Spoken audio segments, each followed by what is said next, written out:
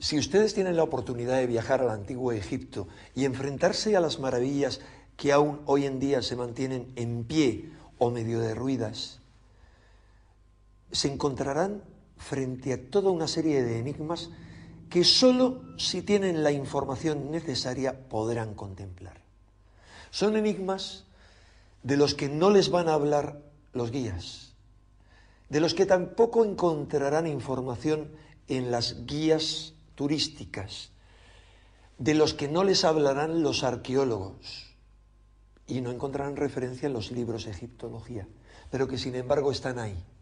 Están ahí visibles, perceptibles para cualquiera que tenga los conocimientos técnicos para saber que en muchas de sus realizaciones los antiguos egipcios debieron necesariamente utilizar una tecnología que está prácticamente a la altura de la tecnología moderna del siglo XXI o el siglo XX. Así lo han comprobado multitud de técnicos, desde Joseph Davidovich, experto en piedras, geólogo y director del Instituto Geopolimérico de París, o como Sir Benjamin Baker, ingeniero petógrafo, que se han enfrentado a enigmas increíbles, como por ejemplo, ¿qué técnica utilizaron para moldear las piedras? Porque parece que las moldearon, como descubrió el famoso experto Davidovich. ¿O qué tecnología utilizaron para taladrar con una precisión increíble piedras de diorita que hoy en día solo pueden ser taladradas con taladros modernos con punta de diamante, cuando esa tecnología, según los egiptólogos, era absolutamente desconocida a los egipcios de aquella época? ¿Y por qué algunas de las realizaciones tecnológicas más asombrosas del antiguo Egipto, por ejemplo, la construcción de la Gran Pirámide, se da en las primeras dinastías, sin prácticamente intentos previos y con una degeneración inmediatamente posterior, pero muy rápida? Tal vez porque ni el hecho de quiénes la construyeron, cuándo la construyeron, cómo la construyeron y otras muchas más cuestiones coincidan con la versión que nos dan los egiptólogos. Para comprobar que ellos así, será suficiente con que nos acompañen en este viaje de la mano de Manuel José Delgado, que durante muchos años y a lo largo de muchos viajes ha estudiado algunos de los muchos enigmas que nos plantea la civilización egipcia.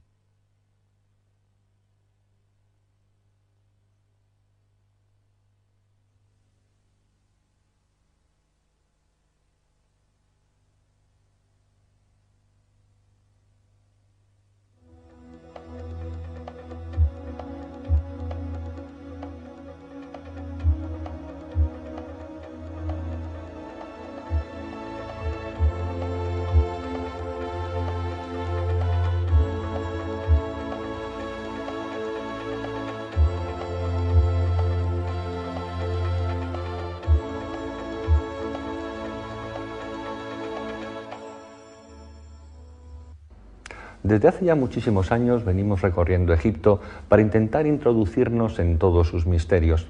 En el siguiente trabajo de investigación podrán comprobar la gran cantidad de datos expuestos, toda la documentación que manejamos. Son muchísimos números que hablan de medidas, de ángulos, de proporciones.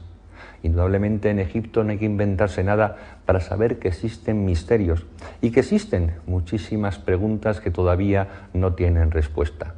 Ya tendremos ocasión en los siguientes programas de esta serie, quizá para tratar cosas que nos gustan mucho más, como puede ser la magia, el poder de las pirámides, la aromaterapia, o cómo utilizar los diferentes centros de poder diseminados en las orillas del Nilo para nuestra superación personal, tanto física como espiritual. Pero ahora tenemos que seguir con este programa. Es un programa denso, que en alguna ocasión a algunos de ustedes les va a resultar pesado, pero indudablemente tiene que estar ahí, sobre todo para todos aquellos que indican que los que estudiamos los misterios de Egipto nos inventamos cosas.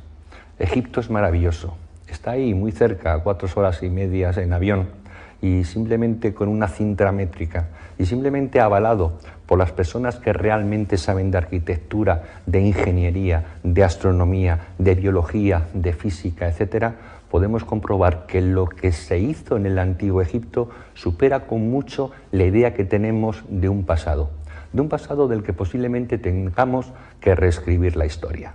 Espero que disfruten viendo este documental lo mismo que nosotros lo hemos hecho al realizarlo.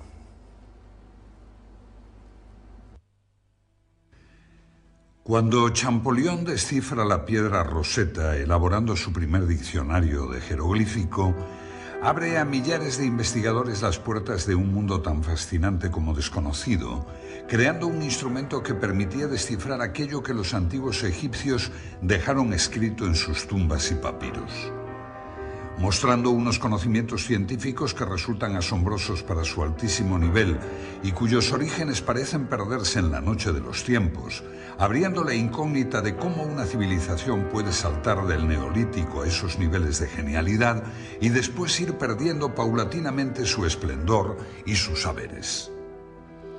La historiografía oficial nos ofrece una imagen global de una civilización fascinante, ignorando determinadas pruebas arqueológicas capaces de romper cualquier esquema establecido, ya que del mismo modo que si podemos hablar de una evolución cultural lineal a lo largo de las 31 dinastías del Egipto faraónico, no podemos decir lo mismo de su evolución tecnológica, que nos muestra unos espectaculares avances en un periodo determinado y una posterior involución de la que no nos hablan los libros de historia.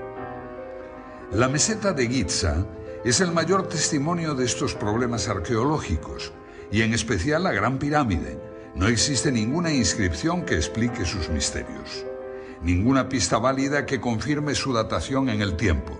Simplemente 3 millones de bloques de piedra, 7 millones de toneladas erigidos como homenaje a la mística, a la ciencia o a la locura. Los viajeros de la antigüedad ya manifestaron su asombro ante la ausencia total de una tecnología que justificase la construcción de las pirámides. La arqueología ha tratado de dar respuesta a los cómo y los porqués de tan magna construcción, careciendo de la base suficiente en campos tan importantes como la física, las matemáticas o la geometría. Desde que en el siglo XIX se descubrieran las relaciones de la Gran Pirámide con los números pi y phi, se inició una frenética carrera hacia la interpretación de sus medidas, dando como resultado las más insólitas interpretaciones. En pulgadas, en yardas, en metros, en litros o en varas, las mediciones, muchas veces sometidas a tortura, conducían a la explicación de todo, del presente, del pasado y del futuro, no faltando quien achacaba errores de construcción los datos que fallaban en su teoría. O incluso otros no dudaron en limar algunas aristas para que sus elucubraciones fuesen refrendadas con mayor precisión.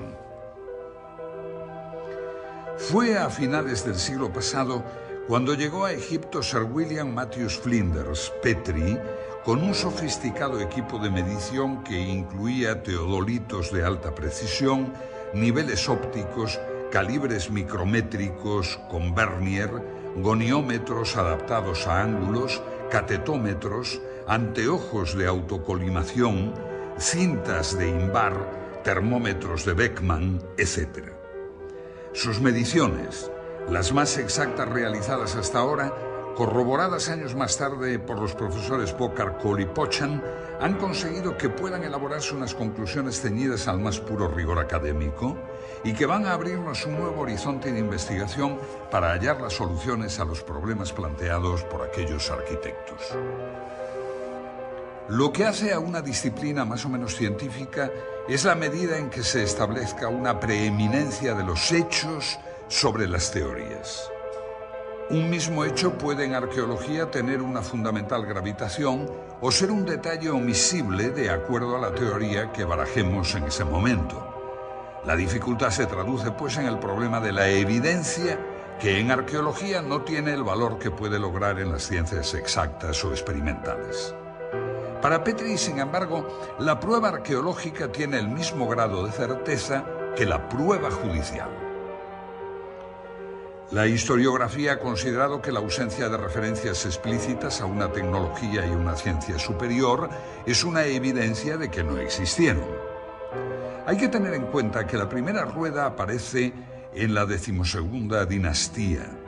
El primer Meriet, mira de observación de caña de palma, lo mismo que la primera plomada Tej, aparecen en la 18ª dinastía.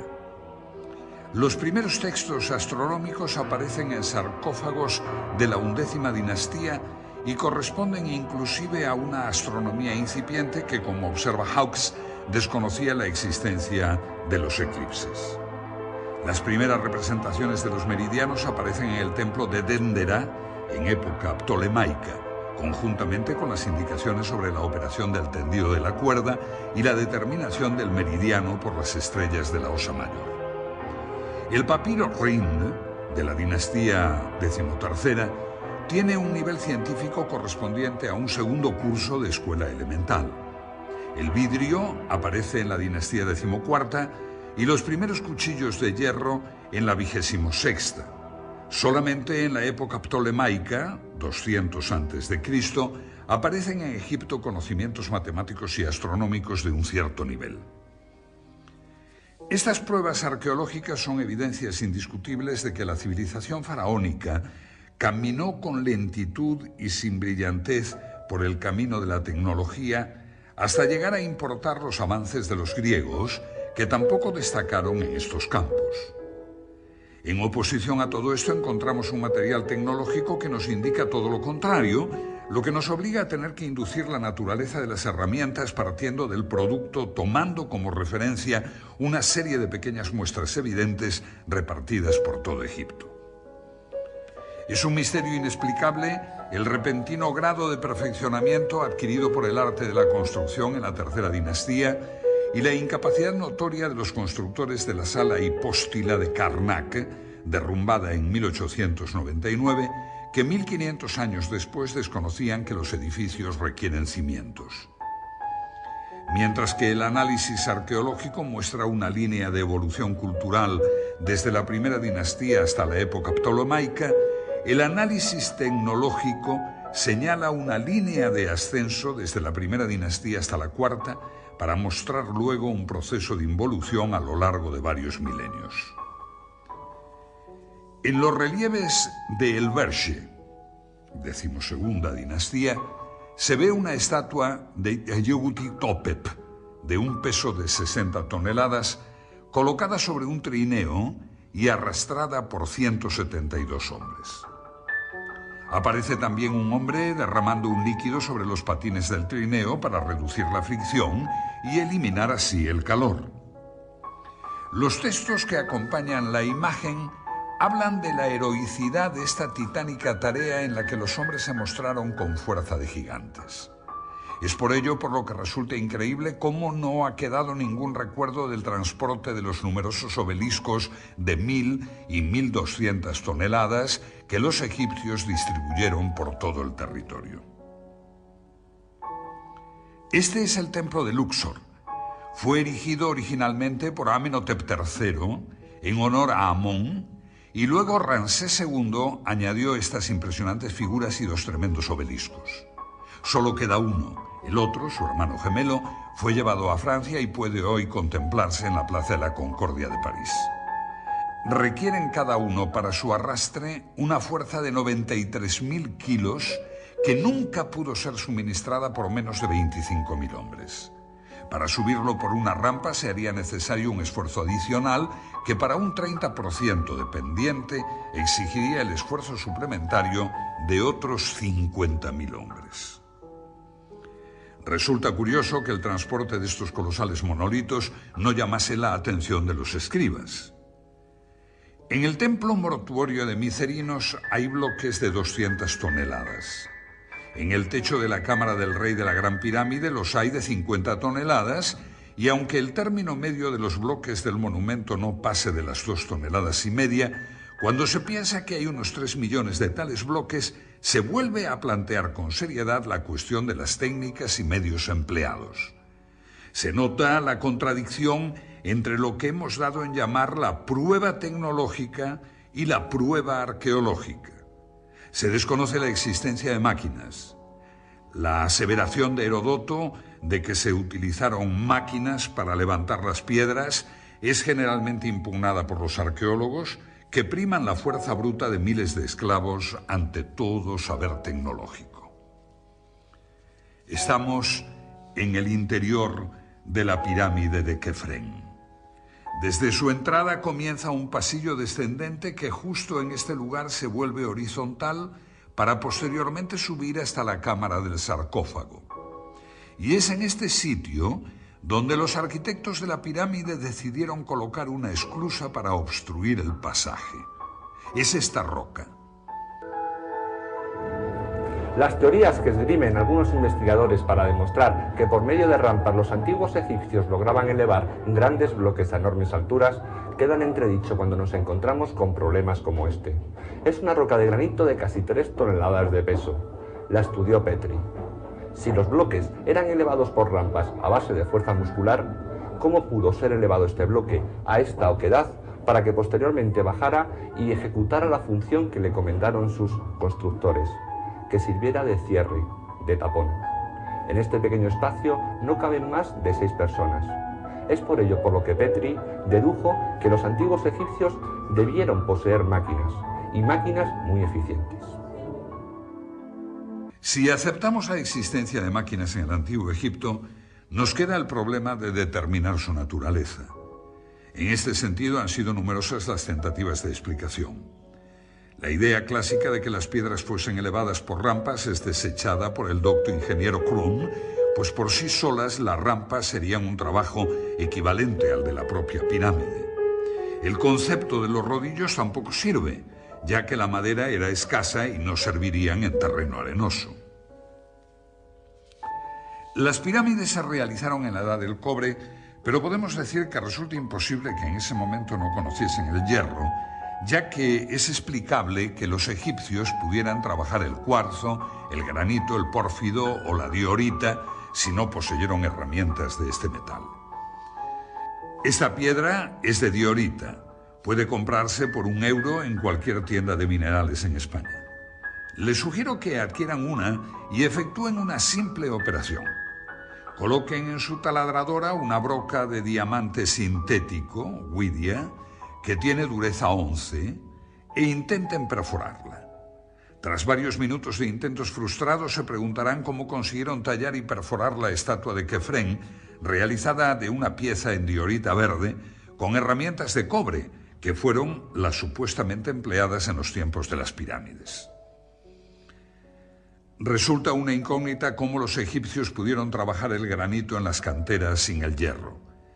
En las canteras de Asuán se aprecian muchas series de agujeros y ranuras rectangulares profundas y estrechas, las cuales, como dice Clark, no se puede afirmar que se hicieran con herramientas de hierro, pero sí se puede afirmar que no pudieron hacerse con cobre. Efectivamente, los cortes de la roca en la cantera se producían tras introducir en los orificios piezas de madera que luego se humedecían. La fuerza oncótica producida por la expansión de la madera hacía resquebrajarse el granito. Pero nos queda el saber cómo realizaban tales orificios. Se conocen además 4 muestras de hierro del Antiguo Egipto que fueron analizadas por Petri. Una de ellas fue descubierta por Perrink, el ayudante de Howard Bisse, cuando se limpió el canal sur de ventilación de la Cámara del Rey. Los restos calcáreos adheridos a la lámina hicieron imposible la idea del fraude. Su análisis demostró que tampoco provenía de meteoritos férricos. La conclusión obvia es que los antiguos egipcios utilizaron el hierro y que, al igual que otros muchos dispositivos tecnológicos, su empleo parece haber sido mantenido en secreto, dando con ello origen a un serio problema para los arqueólogos que confunden la ausencia de pruebas con la inexistencia de tecnología. Una posible explicación al mantenimiento de tal secreto podría ser la pertenencia del hierro a la sabiduría divina, siendo su uso restringido a los sacerdotes y a sus operarios. Esa creencia ha pervivido hasta nosotros que denominamos a la industria del hierro como sidrometalúrgica, es decir, de origen sideral y posiblemente relacionada con los moradores del cielo. Otro aspecto digno de ser estudiado en la búsqueda de respuestas sobre la tecnología es la forma en que los constructores adosaban los bloques unos a otros sin dejar ninguna separación entre ellos. En cualquiera de nuestros cuartos de baño, la junta entre las losetas del alicatado nunca baja de 1 milímetro. Y si estas plaquetas son de tan solo 20 centímetros, podremos comprender el problema que representa unir monolitos de decenas de toneladas. Ni siquiera una hoja de afeitar penetra en las juntas que pueden ser rectas o curvas, aunque nunca sin perder el íntimo contacto. Las únicas herramientas que poseemos de los artesanos egipcios son algunos cinceles de cobre, de los que se conocen varias colecciones. En general, las perforadoras prehistóricas trabajaban con polvo de esmeril, pero en piezas del Imperio Antiguo, como vasos y platos de granito o de diorita, se encuentran huellas de una punta cuya naturaleza se desconoce, pero que no pudo ser otra que el diamante. Y aquí nos encontramos con otro problema arqueológico, pues el diamante es considerado inexistente en aquella época.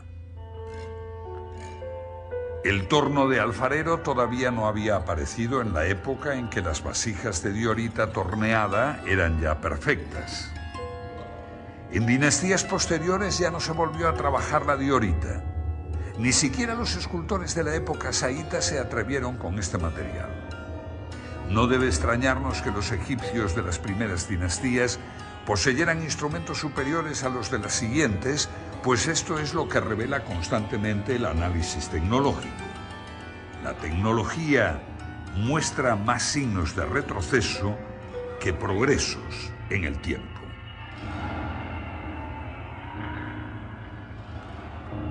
Debemos admitir que los egipcios de las primeras dinastías conocían el torno de punta fija antes de que aparecieran los tornos de alfarero.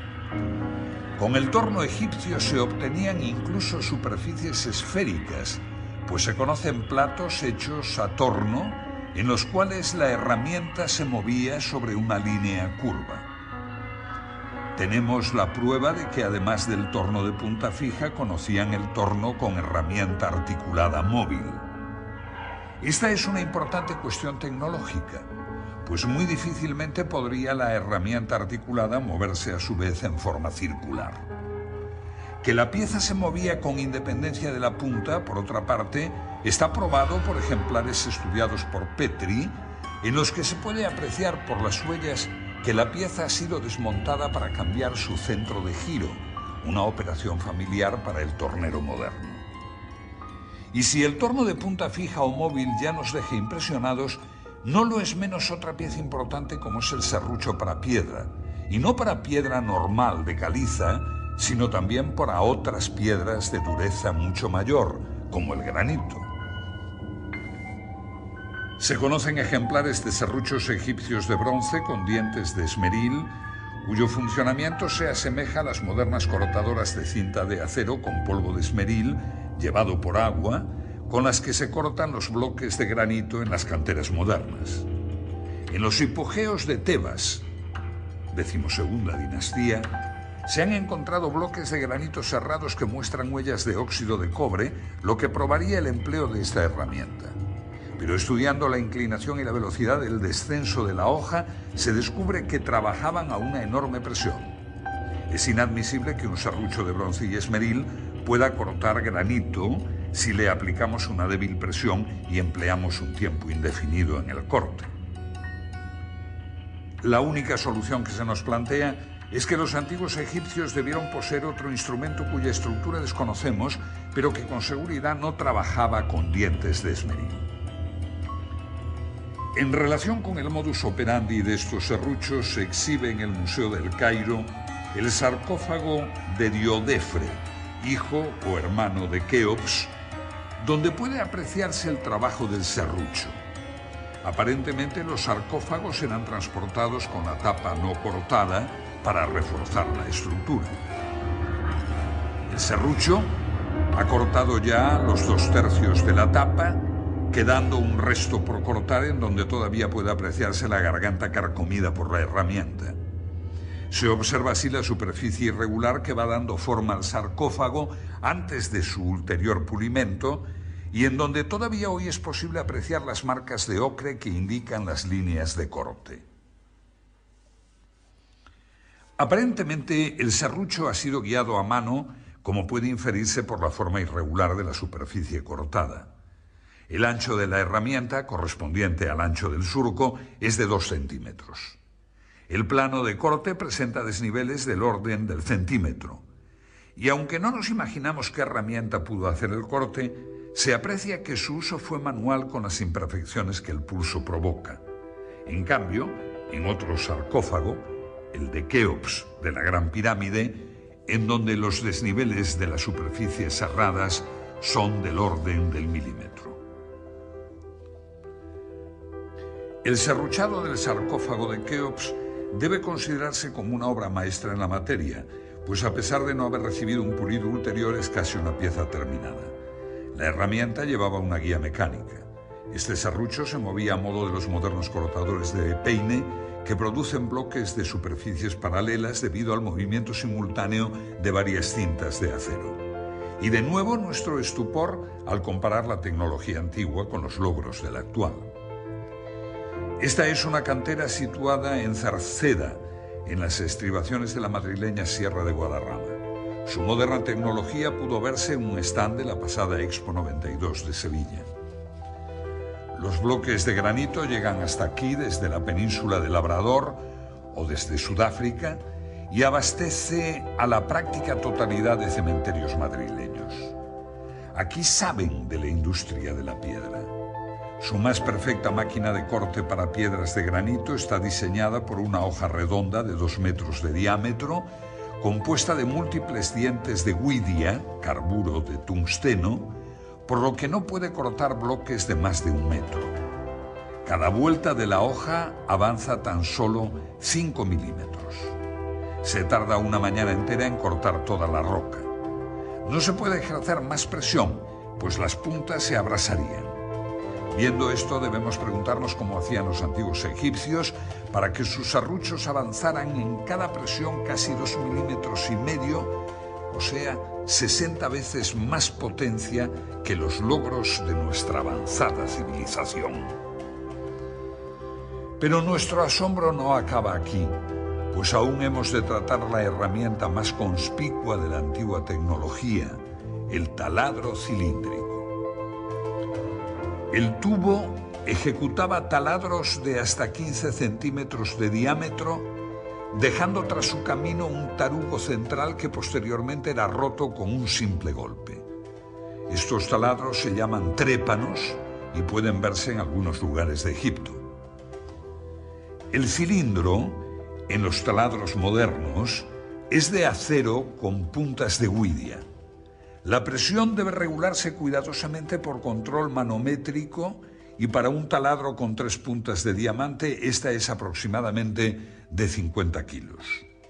Para un taladro con punta de huidia es menor, unos 30 kilos. La herramienta de huidia presenta, sin embargo, la ventaja de su gran velocidad tangencial. El diamante, en cambio, debe ser trabajado a baja velocidad, pues puede quemarse. Los taladros modernos, al igual que en las máquinas de corte, avanzan en el granito 4 centésimas de milímetro por vuelta, mientras que la máquina egipcia avanza 2 milímetros, tan solo 50 veces más. La idea de que pudieran operar por golpes o escoriaciones es rechazada, pues no hay ninguna huella de semejante proceder. La posibilidad del empleo de 2 herramientas aplicadas alternativamente, una de las cuales se limitaría a ensanchar el surco dejado por la otra, es descartada, pues se conocen trépanos con el tarugo aún dentro. No queda otra alternativa que aceptar que estos instrumentos trabajaban bajo una presión de 2.000 kilos o de que poseyeran un instrumento cortante 50 veces más duro que el diamante. Y con esto ni siquiera sueñan los tecnólogos modernos. Un tarugo de pórfido blanco y negro, correspondiente a la primera dinastía, fue estudiado por Petri, indicando que posterior a esta fecha ya no se volvió a trabajar el pórfido, piedra extremadamente difícil de mecanizar tanto por su dureza como por su textura heterogénea. El mismo autor pudo fotografiar un trépano con un tarugo de 70 centímetros de diámetro. Esta tecnología egipcia queda muy por encima de las posibilidades mecánicas de nuestra era espacial. Aunque como realización tecnológica de alta precisión no existe nada en el mundo entero que iguale el revestimiento calcáreo de la Gran Pirámide. Hoy se pueden contar con los dedos de una mano, pero en su día fueron 27.000. Y es de lamentar la destrucción de este revestimiento de mármol, pues no solo se nos ha privado del placer estético de su contemplación, sino también de la posesión de una obra que podemos con toda seguridad considerar la más grande creación de la tecnología de todos los tiempos. Poseían superficies planas de más de 3 metros cuadrados. Muestran un paralelismo a lo largo de sus aristas de casi 2 metros del orden de las 5 centésimas de milímetro, es decir, en íntimo contacto. La apertura media de la junta es del orden de 5 décimas de milímetro. Además, para mayor asombro, utilizaron en las juntas yeso de rápido fraguado. La tarea parece imposible. Petri constató que no existían en el pavimento huellas de arrastre de los bloques, ni tampoco existen en ellos puntos de engarce para grúas o cuerdas. Además, para mayor asombro, colocaron en las juntas yeso de rápido fraguado que obligaba a colocar el bloque al primer intento sin posibilidad de posteriores movimientos. Y esa es tan solo la primera fila de las más de 200 que tiene la pirámide hasta la cumbre. La única posibilidad de solución nos la ofreció la moderna tecnología en las canteras actuales, la succión. Mediante una campana de vacío actuando sobre una superficie pulida, se levantan hoy piedras de hasta 2 toneladas de peso. Pero, ¿cómo hacían los antiguos egipcios con bloques de más de 16 toneladas? Los 90 grados exactos que forman los diedros de los bloques debieron recibir su último tratamiento en el taller donde se producían. La construcción con bloques prefabricados de una línea recta de 230 metros presupone un control de la angularidad del orden del segundo de error. Pues bien, en la actualidad, para las mejores escuadras normalizadas por la industria moderna, norma DIN 875 admite errores de más o menos 3 centésimas de milímetro, cantidad algo superior que los errores de angulación y paralelismo de la obra egipcia. Teniendo en cuenta que los mejores instrumentos no ópticos miden con errores de más de 300 segundos, se demuestra como un teorema que los egipcios debieron poseer instrumentos ópticos y además de alta precisión, ya que el anteojo de autocolimación corriente, por ejemplo, da errores del orden de los 5 segundos. La construcción de uno de los bloques de revestimiento de 20 metros cuadrados de superficie es una tarea equivalente al pulido del espejo del telescopio de Monte Palomar. Para comprender la magnitud de la obra egipcia bastará observar que aquellos fabricaron 27.000 de estos bloques. Lograron, hace 7.000 años, la producción en masa de instrumentos ópticos que la industria moderna solo produce en escala artesanal. Ninguna otra época histórica realizó tareas de esta naturaleza, por lo que debemos considerar con seriedad lo que ello implica en el dominio de la mecánica, la óptica y la geometría. Con estos planteamientos ya debemos ir desterrando el concepto de casualidad en los restos de la cultura egipcia. La orientación de las pirámides es una de esas casualidades y es lógico que ciertos arqueólogos piensen así, pues de lo contrario habría que suponer un instrumental y unos conocimientos superiores a la tecnología actual, y eso es difícil de aceptar, aunque no nos quede más remedio. Las representaciones que aparecen en el templo solar de Niuserre de la Quinta Dinastía y que coinciden con los textos del templo de Edfu, en las cuales aparece el rey y sacerdotisas con una maza, estacas y la cuerda de arpentar, determinando la orientación de un templo, no puede tomarse al pie de la letra, pues tales representaciones serían como estudiar nuestros sistemas de ingeniería por las fotos de la ceremonia de colocación de una primera piedra. En inscripciones y manuscritos no se desprende el menor atisbo de conocimiento geodésico. La conclusión del análisis arqueológico está pues basada en hechos, y por ello algunos egiptólogos consideran que la exacta orientación geodésica de las pirámides tiene que ser producto del azar. Como casi siempre ocurre en la Gran Pirámide, el análisis tecnológico lleva a la conclusión opuesta. Su error de orientación es de 5 minutos 31 segundos. Para hacernos una idea, coloquemos una moneda de 2 euros a 1 kilómetro de distancia. Su diámetro sería el error que tiene la Gran Pirámide con respecto al norte verdadero. La agrimensura moderna, conducida por teodolitos, cronómetros y tablas astronómicas, admite para el cierre de polígonos un error del 0,3%, que corresponde a un error de 10 segundos traducido en error angular. Ningún procedimiento propuesto ha logrado explicar cómo consiguieron los egipcios tal exactitud. Es imposible, pues, sin un objetivo y un ocular solidarios, intentar ningún género de determinaciones de este tipo.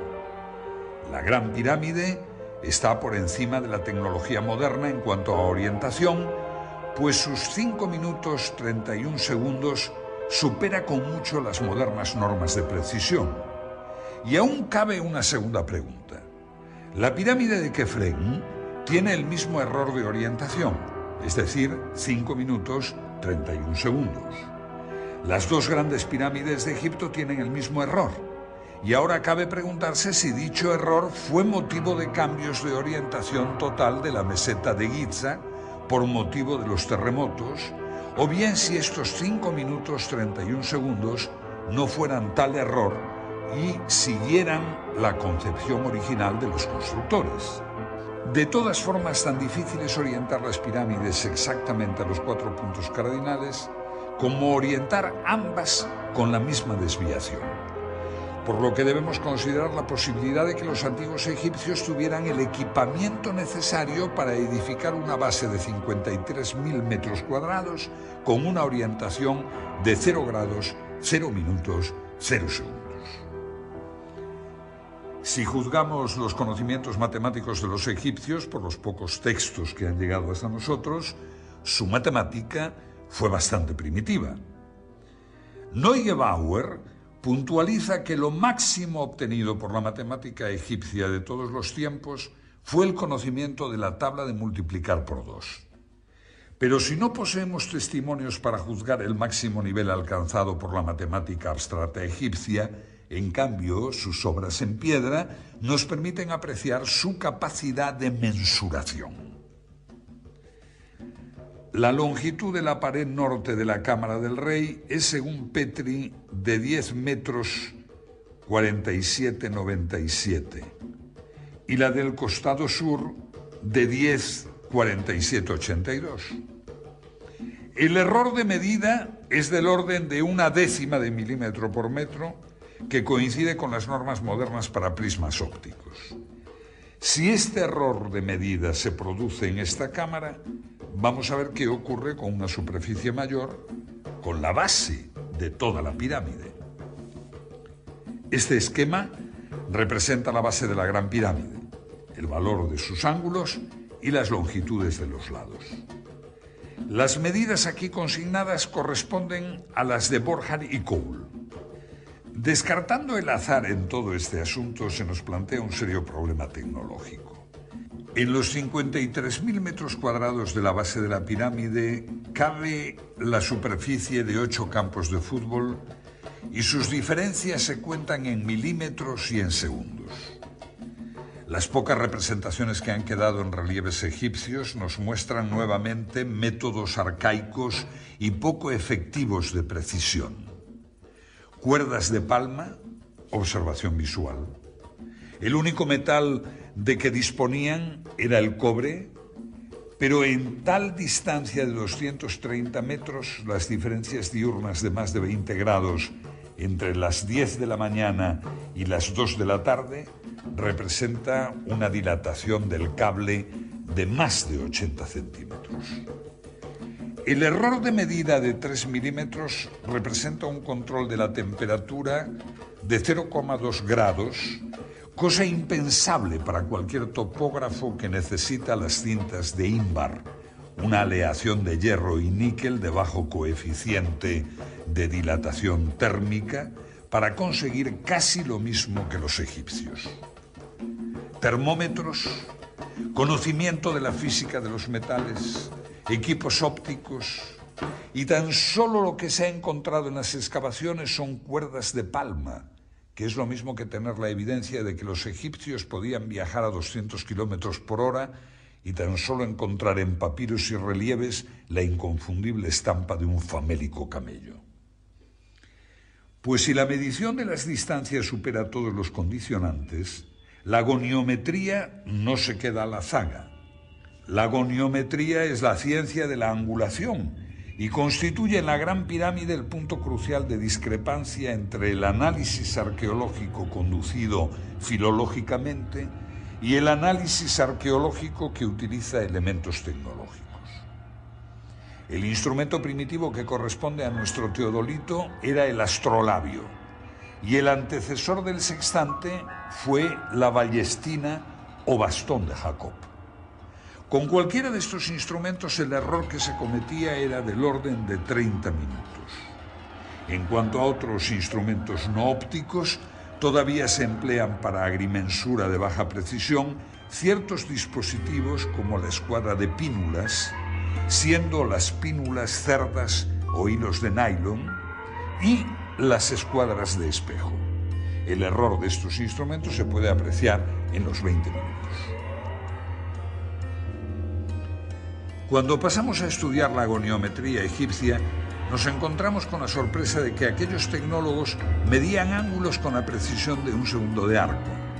Esto debe considerarse como sobrenatural, pues trasciende ampliamente la capacidad del ojo humano, que es como aseguran que fue orientada la pirámide.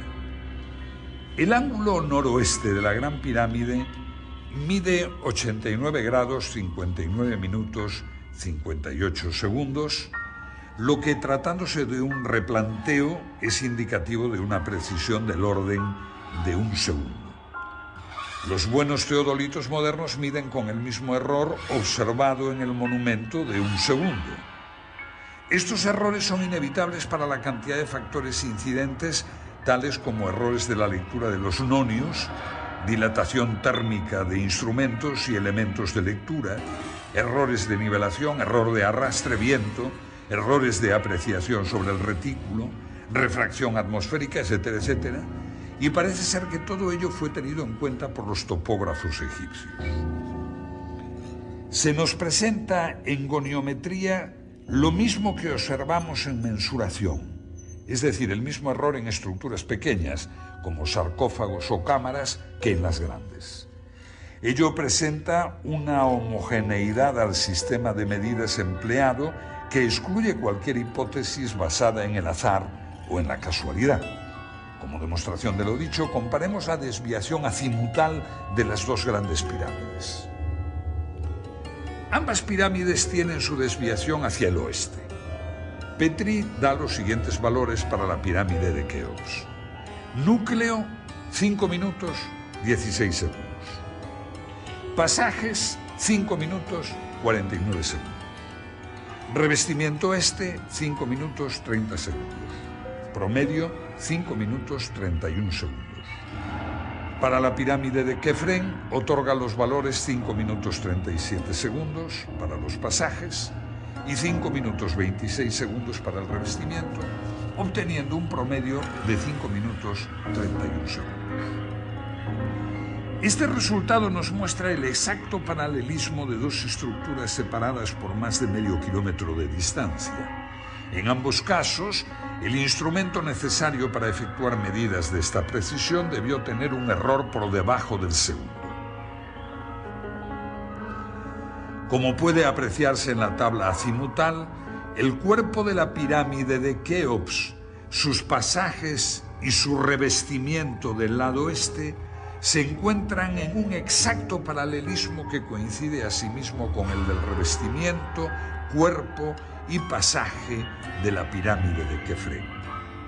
Por esta circunstancia, la observación de que los otros lados, norte, sur y oeste, de la base de la Gran Pirámide están orientados 3 minutos hacia el este del norte con relación a la dirección anterior, revela un hecho intencionado. El lado oeste de la base representa con exactitud milimétrica el promedio del lado norte y del sur. Otro interesante problema lo constituye la perfecta euclicidad y horizontalidad del plano de la base de la Gran Pirámide. El asunto es altamente atractivo porque la nivelación debió efectuarse prescindiendo de las direcciones diagonales, ya que en el centro los constructores dejaron sin tocar la piedra de la meseta y solamente rebajaron el perímetro. Este mismo mogote central dificulta las operaciones de cuadración del perímetro de la base, que debió ser efectuada por medios puramente ópticos. El estudio de la base revela un plano perfecto en todo el perímetro de 920 metros, de tal manera que el ángulo suroeste se revela tan solo 1,5 centímetros más alto que el noroeste. Sobre la diagonal de 325 metros, esto representa un error de 0,04 milímetros en homogeneidad con todos los errores relativos que hemos calibrado. Respecto a los dispositivos de observación de los egipcios, conocemos solamente el merjet, o vara del observador de las horas, que era una vara de palma con una comisura en V en la parte superior, empleado para medir por la altura de las estrellas las horas de la noche. Con este artilugio no pudieron avanzar mucho en sus conocimientos astronómicos. La pregunta obvia es si es posible calcular la cifra de 365,2425 días por la simple observación de un fenómeno tal como la crecida del Nilo. La meteorología no presenta un grado de regularidad que permita estadísticas de esta exactitud. Ello requeriría, en el mejor de los casos, estadísticas de muchos milenios, lo cual nos retrotrae al problema que se quiere soslayar con el argumento. Hay una cierta lógica en admitir que no puede hacerse un gran progreso en astronomía si el mismo no va acompañado de un progreso paralelo en óptica. La historia muestra que en ningún caso se dio un progreso aislado en una rama particular de la ciencia si todas las otras ramas no fueron adelantadas en medida paralela. La capacidad de medición de los egipcios no puede ser considerada como un hecho aislado en medio de un desconocimiento general de la ciencia y la tecnología. No es posible hacer medidas de precisión si no se posee al mismo tiempo un vasto conocimiento de la óptica, la matemática, la termología, etc. Todo ello sin tener en cuenta que una medida de precisión debe inspirarse en algún propósito específico. Es evidente entonces la completa disociación entre una ciencia avanzada y lo que aparece en sus pinturas y escritos. La oposición entre el análisis arqueológico y el análisis tecnológico llega al extremo de pintarnos dos mundos heterogéneos que marchan en sentido inverso, uno que aprende con lentitud y otro que olvida rápidamente.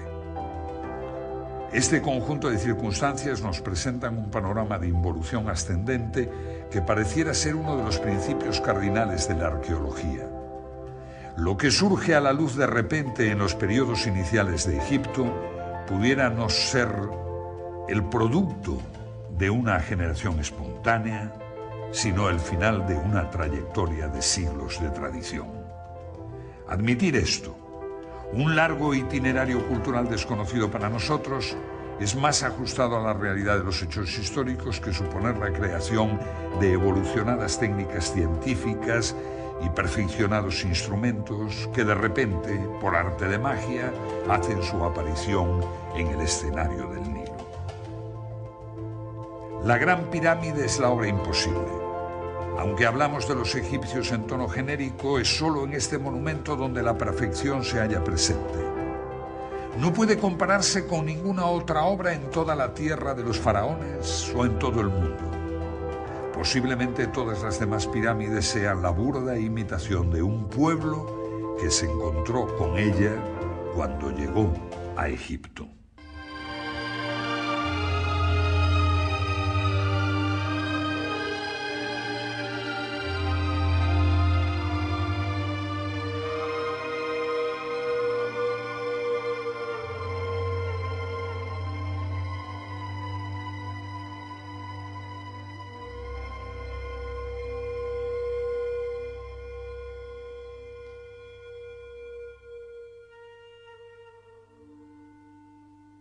De granito o de diorita, se encuentran huellas de una punta cuya naturaleza se desconoce, pero que no pudo ser otra que el diamante.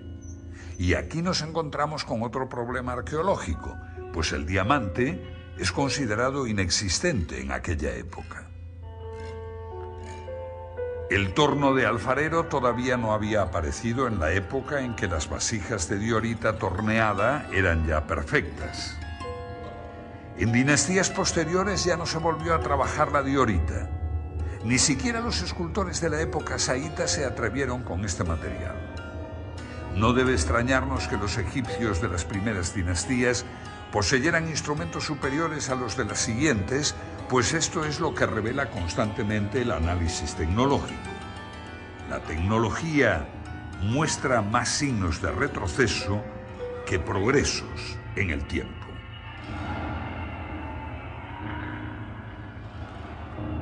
Debemos admitir que los egipcios de las primeras dinastías conocían el torno de punta fija antes de que aparecieran los tornos de alfarero. Con el torno egipcio se obtenían incluso superficies esféricas, pues se conocen platos hechos a torno en los cuales la herramienta se movía sobre una línea curva. Tenemos la prueba de que además del torno de punta fija conocían el torno con herramienta articulada móvil. Esta es una importante cuestión tecnológica, pues muy difícilmente podría la herramienta articulada moverse a su vez en forma circular. Que la pieza se movía con independencia de la punta, por otra parte, está probado por ejemplares estudiados por Petrie, en los que se puede apreciar por las huellas que la pieza ha sido desmontada para cambiar su centro de giro, una operación familiar para el tornero moderno. Y si el torno de punta fija o móvil ya nos deja impresionados, no lo es menos otra pieza importante como es el serrucho para piedra, y no para piedra normal de caliza, sino también para otras piedras de dureza mucho mayor, como el granito.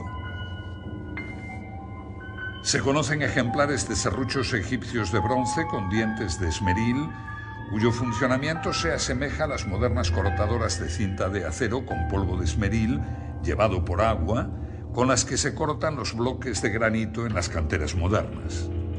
En los hipogeos de Tebas, 12ª dinastía, se han encontrado bloques de granito serrados que muestran huellas de óxido de cobre, lo que probaría el empleo de esta herramienta. Pero estudiando la inclinación y la velocidad del descenso de la hoja, se descubre que trabajaban a una enorme presión. Es inadmisible que un serrucho de bronce de los modernos es de acero con puntas de huidia. La presión debe regularse cuidadosamente por control manométrico y para un taladro con 3 puntas de diamante, esta es aproximadamente de 50 kilos. Para un taladro con punta de huidia es menor, unos 30 kilos. La herramienta de huidia presenta, sin embargo, la ventaja de su gran velocidad tangencial. El diamante, en cambio, debe ser trabajado a baja velocidad, pues puede quemarse. Los taladros modernos, al igual que en las máquinas de corte, avanzan en el granito 4 centésimas de milímetro por vuelta, mientras que la máquina egipcia avanza 2 milímetros, tan solo 50 veces más. La idea de que pudieran operar por golpes o escoriaciones es rechazada, pues no hay ninguna huella de semejante proceder. La posibilidad del empleo de dos herramientas aplicadas alternativamente, una de las cuales se limitaría a ensanchar el surco dejado por la otra, es descartada, pues se conocen trépanos con el tarugo aún dentro. No queda otra alternativa que aceptar que estos instrumentos trabajaban bajo una presión de 2000 kilos o de que poseyeran un instrumento cortante 50 veces más duro que el diamante. Y con esto ni siquiera sueñan los tecnólogos modernos. Un tarugo de pórfido blanco y negro, correspondiente a la primera dinastía, fue estudiado por Petri, indicando que posterior a esta fecha ya no se volvió a trabajar el pórfido, piedra extremadamente difícil de mecanizar tanto por su dureza como por su textura heterogénea. El mismo autor pudo fotografiar un trépano con un tarugo de 70 centímetros de diámetro. Esta tecnología egipcia queda muy por encima de las posibilidades mecánicas de nuestra era espacial. Aunque como realización tecnológica de alta precisión no existe nada en el mundo entero que iguale el revestimiento calcáreo de la Gran Pirámide. Hoy se pueden contar con los dedos de una mano, pero en su día fueron 27.000. Y es de lamentar la destrucción de este revestimiento de mármol, pues no solo se nos ha privado del placer estético de su contemplación, sino también de la posesión de una obra que podemos con toda seguridad considerar la más grande creación de la tecnología de todos los tiempos. Poseían superficies planas de más de 3 metros cuadrados. Muestran un paralelismo a lo largo de sus aristas de casi 2 metros del orden de las 5 centésimas de milímetro, es decir, en íntimo contacto. La apertura media de la junta es del orden de 5 décimas de milímetro. Esta es una cantera situada en Zarceda, en las estribaciones de la madrileña Sierra de Guadarrama. Su moderna tecnología pudo verse en un stand de la pasada Expo 92 de Sevilla. Los bloques de granito llegan hasta aquí desde la península de Labrador o desde Sudáfrica y abastece a la práctica totalidad de cementerios madrileños. Aquí saben de la industria de la piedra.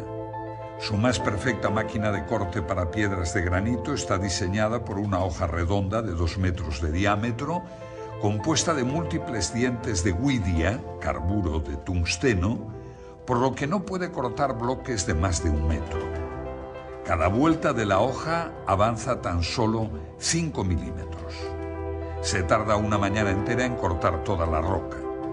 No se puede ejercer más presión, pues las puntas se abrasarían.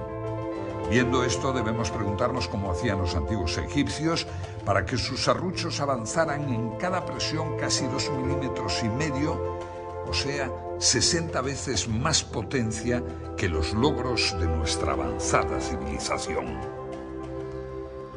Pero nuestro asombro no acaba aquí, pues aún hemos de tratar la herramienta más conspicua de la antigua tecnología, el taladro cilíndrico.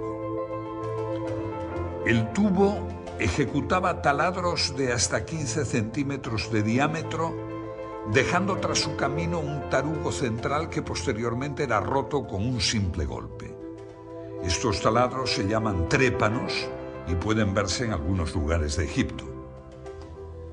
El cilindro, en los taladros modernos, es de acero con puntas de huidia. La presión debe regularse cuidadosamente por control manométrico y para un taladro con 3 puntas de diamante, esta es aproximadamente de 50 kilos. Para un taladro con punta de huidia es menor, unos 30 kilos. La herramienta de huidia presenta, sin embargo, la ventaja de su gran velocidad tangencial. El diamante, en cambio, debe ser trabajado a baja velocidad, pues puede quemarse. Los taladros modernos, al igual que en las máquinas de corte, avanzan en el granito 4 centésimas de milímetro por vuelta, mientras que la máquina egipcia avanza 2 milímetros, tan solo 50 veces más. La idea de que pudieran operar por golpes o escoriaciones es rechazada, pues no hay ninguna huella de semejante proceder. La posibilidad del empleo de 2 herramientas aplicadas alternativamente, una de las cuales se limitaría a ensanchar el surco dejado por la otra, Teniendo en cuenta que los mejores instrumentos no ópticos miden con errores de más de 300 segundos, se demuestra como un teorema que los egipcios debieron poseer instrumentos ópticos y además de alta precisión, ya que el anteojo de autocolimación corriente, por ejemplo, da errores del orden de los 5 segundos. La construcción de uno de los bloques de revestimiento de 20 metros cuadrados de superficie es una tarea equivalente al pulido del espejo del telescopio de Monte Palomar. Para comprender la magnitud de la obra egipcia bastará observar que aquellos fabricaron 27.000 de estos bloques. Lograron, hace 7.000 años, la producción en masa de instrumentos ópticos que la industria moderna solo produce en escala artesanal.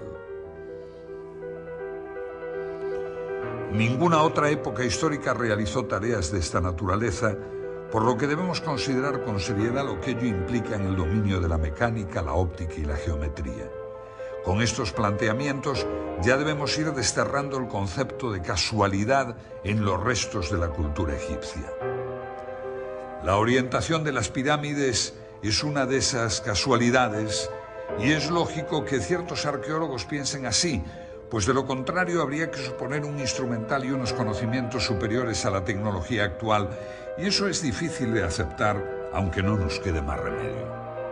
Las representaciones que aparecen en el templo solar de Niuserre de la Quinta Dinastía y que coinciden con los textos del templo de Edfu, en las cuales aparece el rey y sacerdotisas con una maza, estacas y la cuerda de arpentar, determinando la orientación de un templo, no puede tomarse al pie de la letra, pues tales representaciones serían como estudiar nuestros sistemas de ingeniería por las fotos de la ceremonia de colocación de una primera piedra.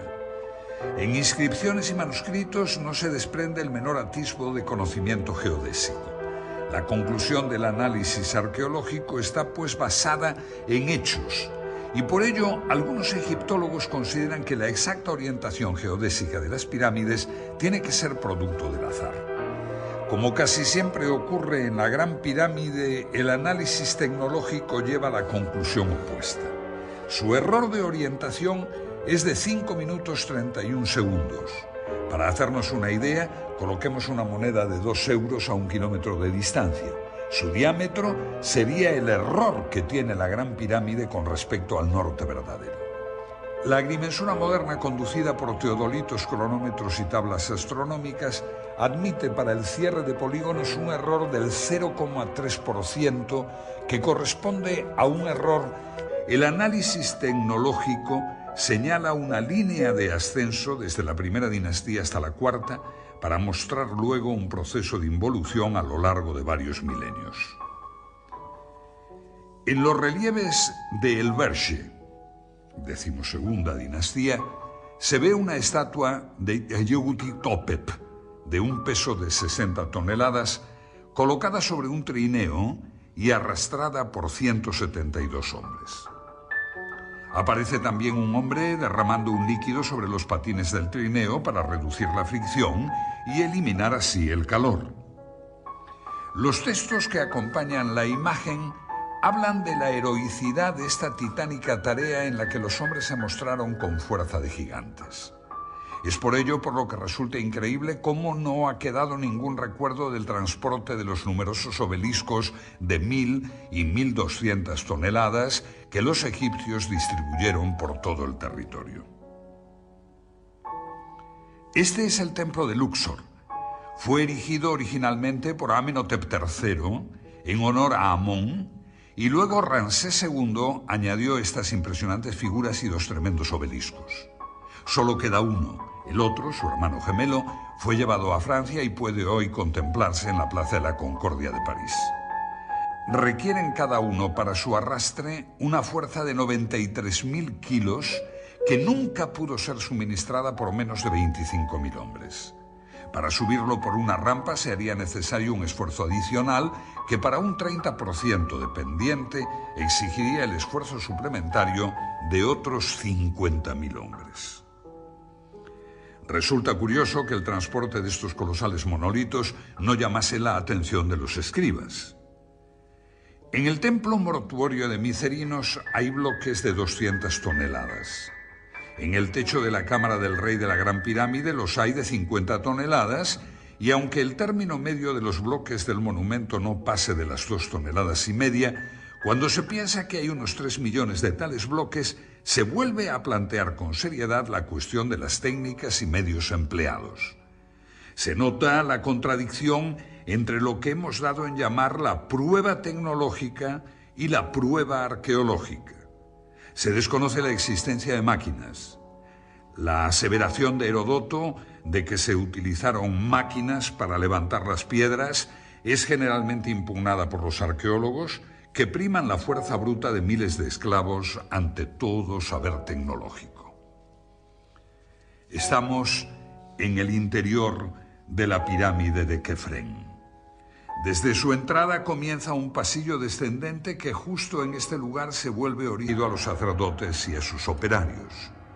Esa creencia ha pervivido hasta nosotros, que denominamos a la industria del hierro como siderometalúrgica, es decir, de origen sideral y posiblemente relacionada con los moradores del cielo.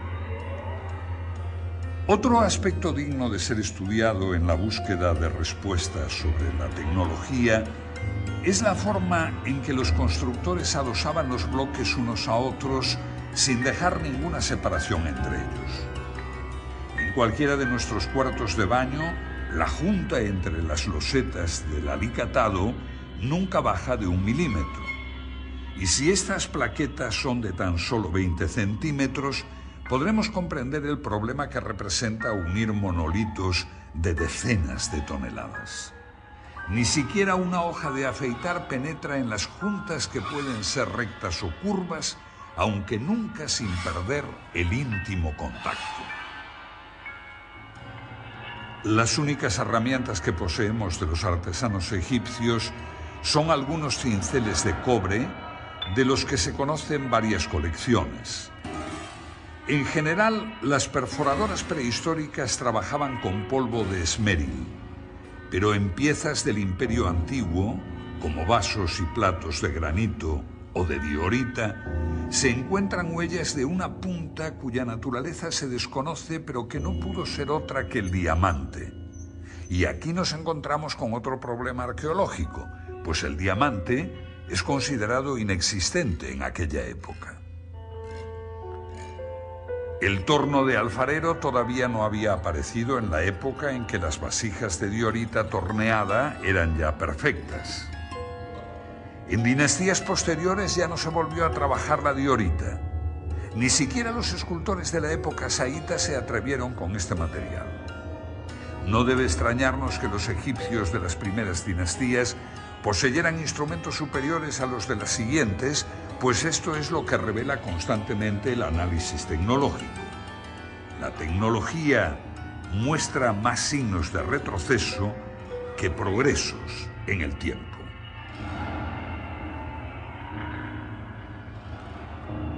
Debemos admitir que los egipcios de las primeras dinastías conocían el torno de punta fija antes de que aparecieran los tornos de alfarero.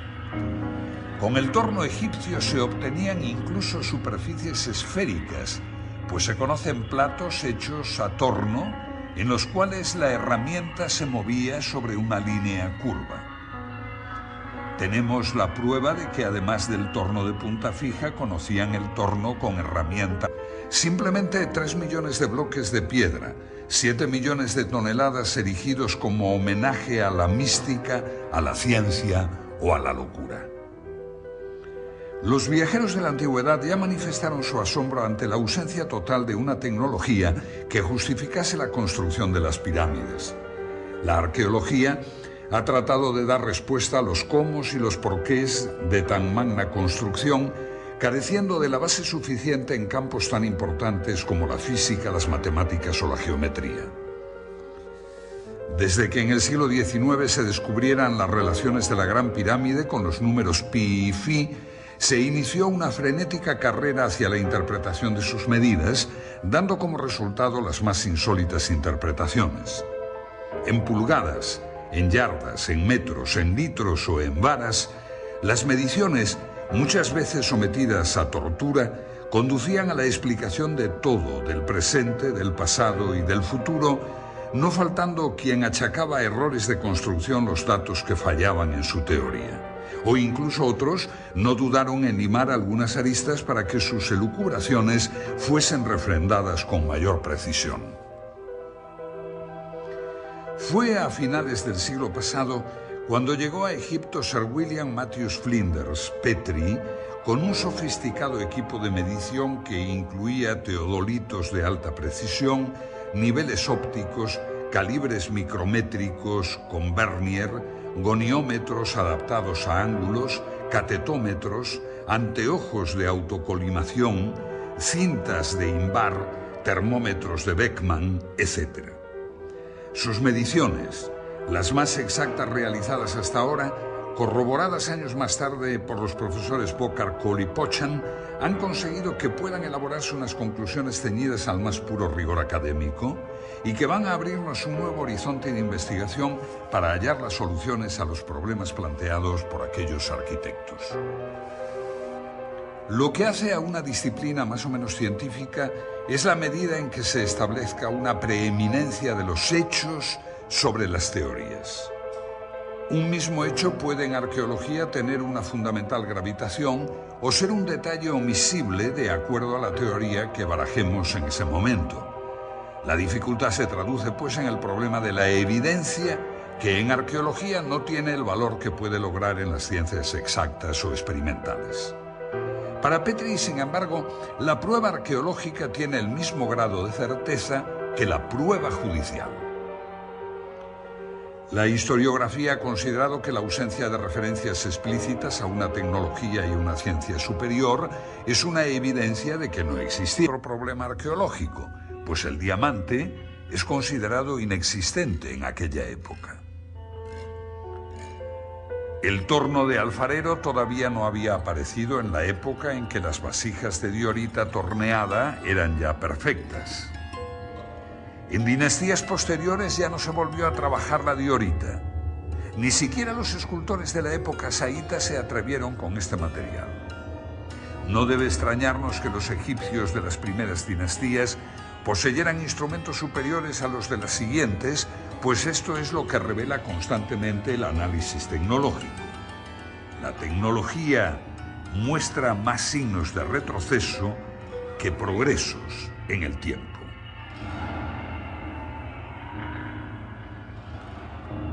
Debemos admitir que los egipcios de las primeras dinastías conocían el torno de punta fija antes de que aparecieran los tornos de alfarero. Con el torno egipcio se obtenían incluso superficies esféricas, pues se conocen platos hechos a torno en los cuales la herramienta se movía sobre una línea curva. Tenemos la prueba de que además del torno de punta fija conocían el torno con herramienta articulada móvil. Esta es una importante cuestión tecnológica, pues muy difícilmente podría la herramienta articulada moverse a su vez en forma circular. Que la pieza se movía con independencia de la punta, por otra parte, está probado por ejemplares estudiados por Petrie, en los que se puede apreciar por las huellas que la pieza ha sido desmontada para cambiar su centro de giro, una operación familiar para el tornero moderno. Y si el torno de punta fija o móvil ya nos deja impresionados, no lo es menos otra pieza importante como es el serrucho para piedra, y no para piedra normal de caliza, sino también para otras piedras de dureza mucho mayor, como el granito.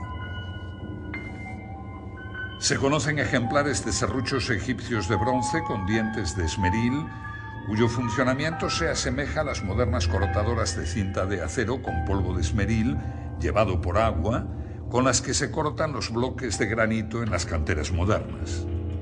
En los hipogeos de Tebas, 12ª dinastía, se han encontrado bloques de granito serrados que muestran huellas de óxido de cobre, lo que probaría el empleo de esta herramienta. Pero estudiando la inclinación y la velocidad del descenso de la hoja, se descubre que trabajaban a una enorme presión. Es inadmisible que un serrucho de bronce y esmeril pueda cortar granito si le aplicamos una débil presión y empleamos un tiempo indefinido en el corte. la única solución que se nos plantea, fue erigido originalmente por Amenhotep III en honor a Amón, y luego Ramsés II añadió estas impresionantes figuras y 2 tremendos obeliscos. Solo queda uno. El otro, su hermano gemelo, fue llevado a Francia y puede hoy contemplarse en la Plaza de la Concordia de París. Requieren cada uno para su arrastre una fuerza de 93.000 kilos que nunca pudo ser suministrada por menos de 25.000 hombres. Para subirlo por una rampa se haría necesario un esfuerzo adicional que para un 30% de pendiente exigiría el esfuerzo suplementario de otros 50.000 hombres. Resulta curioso que el transporte de estos colosales monolitos no llamase la atención de los escribas. En el templo mortuorio de Micerinos hay bloques de 200 toneladas. En el techo de la cámara del rey de la Gran Pirámide los hay de 50 toneladas, y aunque el término medio de los bloques del monumento no pase de las 2,5 toneladas, cuando se piensa que hay unos 3 millones de tales bloques, se vuelve a plantear con seriedad la cuestión de las técnicas y medios empleados. Se nota la contradicción entre lo que hemos dado en llamar la prueba tecnológica y la prueba arqueológica. Se desconoce la existencia de máquinas. La aseveración de Heródoto de que se utilizaron máquinas para levantar las piedras es generalmente impugnada por los arqueólogos, que priman la fuerza bruta de miles de esclavos ante todo saber tecnológico. Estamos en el interior de la pirámide de Kefren. Desde su entrada comienza un pasillo descendente que justo en este lugar se vuelve horizontal para posteriormente subir hasta la cámara del sarcófago. Y es en este sitio donde los arquitectos de la pirámide decidieron colocar una esclusa para obstruir el pasaje. Es esta roca. Las teorías que esgrimen algunos investigadores para demostrar que por medio de rampas los antiguos egipcios lograban elevar grandes bloques a enormes alturas quedan en entredicho cuando nos encontramos con problemas como este. Es una roca de granito de casi 3 toneladas de peso. La estudió Petrie. Si los bloques eran elevados por rampas a base de fuerza muscular, ¿cómo pudo ser elevado este bloque a esta oquedad para que posteriormente bajara y ejecutara la función que le comendaron sus constructores? Que sirviera de cierre, de tapón. En este pequeño espacio no caben más de 6 personas. Es por ello por lo que Petrie dedujo que los antiguos egipcios debieron poseer máquinas, y máquinas muy eficientes. Si aceptamos la existencia de máquinas en el Antiguo Egipto, nos queda el problema de determinar. La tarea parece imposible. Petrie constató que no existían en el pavimento huellas de arrastre de los bloques, ni tampoco existen en ellos puntos de engarce para grúas o cuerdas. Además, para mayor asombro, colocaron en las juntas yeso de rápido fraguado que obligaba a colocar el bloque al primer intento sin posibilidad de posteriores movimientos. Y esta es tan solo la primera fila de las más de 200 que tiene la pirámide hasta la cumbre. La única posibilidad de solución nos la ofreció la moderna tecnología en las canteras actuales: la succión. Mediante una campana de vacío actuando sobre una superficie pulida, se levantan hoy piedras de hasta 2 toneladas de peso. Pero, ¿cómo hacían los antiguos egipcios con bloques de más de 16 toneladas? Los 90 grados exactos que forman los diedros de los bloques debieron recibir su último tratamiento en el taller donde se producían. La construcción con bloques prefabricados de una línea recta de 230 metros presupone un control de la angularidad del orden del segundo de error. Pues bien, en la actualidad, para las mejores escuadras normalizadas por la industria moderna, norma DIN 875 admite errores de más o menos 3 centésimas de milímetro, cantidad algo superior que los errores de angulación y paralelismo de la obra egipcia. Teniendo en cuenta que los mejores instrumentos no ópticos miden con errores de más de 300 segundos, se demuestra como un teorema que los egipcios debieron poseer instrumentos ópticos y además de alta precisión, ya que el anteojo de autocolimación corriente, por ejemplo, da errores del orden de los 5 segundos. La construcción de uno de los bloques de revestimiento de 20 metros cuadrados de superficie es una tarea equivalente al pulido del espejo del telescopio de Monte Palomar. Para comprender la magnitud de la obra egipcia bastará observar que aquellos fabricaron 27.000 de estos bloques. Lograron, hace 7.000 años, la producción en masa de instrumentos ópticos que la industria moderna solo produce en escala artesanal. Ninguna otra época histórica realizó tareas de esta naturaleza, por lo que debemos considerar con seriedad lo que ello implica en el dominio de la mecánica, la óptica y la geometría. Con estos planteamientos ya debemos ir desterrando el concepto de casualidad en los restos de la cultura egipcia. La orientación de las pirámides es una de esas acciones, serían como estudiar nuestros sistemas de ingeniería por las fotos de la ceremonia de colocación de una primera piedra. En inscripciones y manuscritos no se desprende el menor atisbo de conocimiento geodésico. La conclusión del análisis arqueológico está pues basada en hechos, y por ello algunos egiptólogos consideran que la exacta orientación geodésica de las pirámides tiene que ser producto del azar.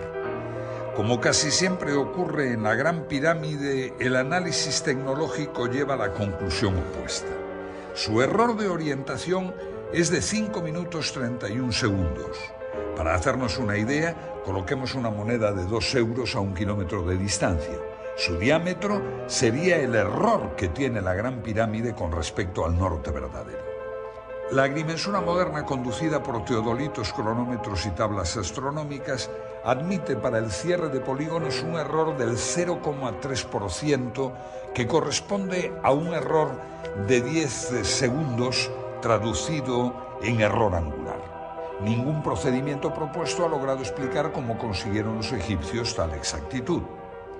Es imposible, pues, sin un objetivo y un ocular solidarios, intentar ningún género de determinaciones de este tipo.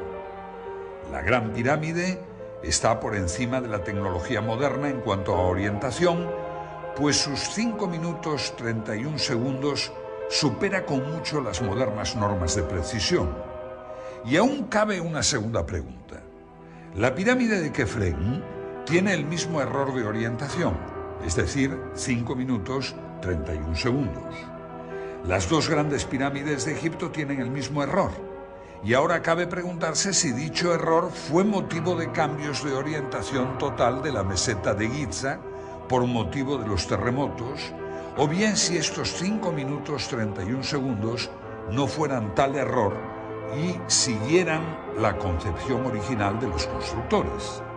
De todas formas, tan difícil es orientar las pirámides exactamente a los 4 puntos cardinales como orientar ambas con la misma desviación.